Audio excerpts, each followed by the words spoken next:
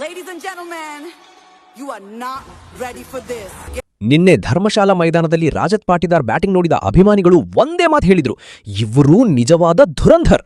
RCB ಒತ್ತಡದಲ್ಲಿದ್ದ ಸಮಯದಲ್ಲಿ ಕ್ರೀಸ್ಗೆ ಬಂದ ಪಾಟಿದಾರ್ ಮೊದಲಿಗೆ ಜವಾಬ್ದಾರಿಯಿಂದ ಆಡಿದ್ರು. ಆದರೆ ಒಮ್ಮೆ ಸೆಟ್ ಆದ್ಮೇಲೆ ಜಿಟಿ ಬೌಲರ್ಗಳ ಮೇಲೆ ಸಂಪೂರ್ಣ ದಾಳಿ ಆರಂಭಿಸಿದ್ರು.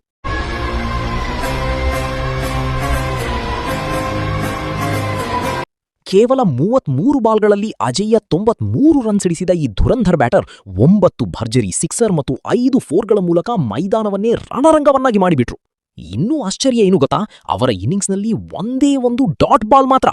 281 ಸ್ಟ್ರೈಕ್ ರೇಟ್ನಲ್ಲಿ ಆಡಿದ ಪಾಟಿದಾರ್ ಪ್ರತಿಯೊಂದು ಓವರ್ನಲ್ಲೂ ಜಿಟಿ ಬೌಲರ್ಗಳಿಗೆ ಬೆವರಿಳಿಸಿದರು.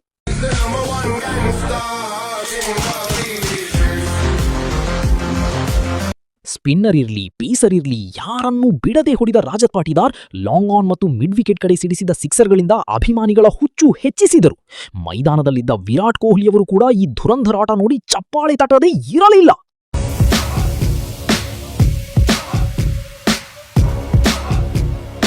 ಮ್ಯಾಚ್ ಬಳಿಕ ಮಾತನಾಡಿದ ಪಾಟಿದಾರ್, ನಾನು ಯಾವಾಗಲೂ ಬೌಲರ್ ಮೇಲೆ ಪ್ರೆಷರ್ ಹಾಕಲು ಪ್ರಯತ್ನ ಮಾಡ್ತೀನಿ ಎಂದರು.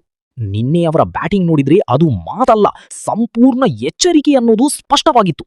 2022ರಲ್ಲಿ ಪ್ಲೇ ಆಫ್ ಶತಕದ ಮೂಲಕ ಹೆಸರು ಮಾಡಿದ್ದ ರಾಜತ್ ಪಾಟಿದಾರ್ ಈಗ ಆರ್ಸಿಬಿ ನಾಯಕನಾಗಿ ಮತ್ತೊಮ್ಮೆ ತನ್ನ ಧುರಂಧರ್ ಆಟದಿಂದ ತಂಡವನ್ನು ಫೈನಲ್ಗೆ ಕರೆದೊಯ್ದಿದ್ದಾರೆ. ಈಗ ಅಭಿಮಾನಿಗಳ ವಿಶ್ವಾಸ ಒಂದೇ, ಈ ಧುರಂಧರ್ ಜೊತೆ ಇದ್ದರೆ ಆರ್ಸಿಬಿಗೆ ಕಪ್ಪು ಖಂಡಿತ ದೂರ ಇಲ್ಲ.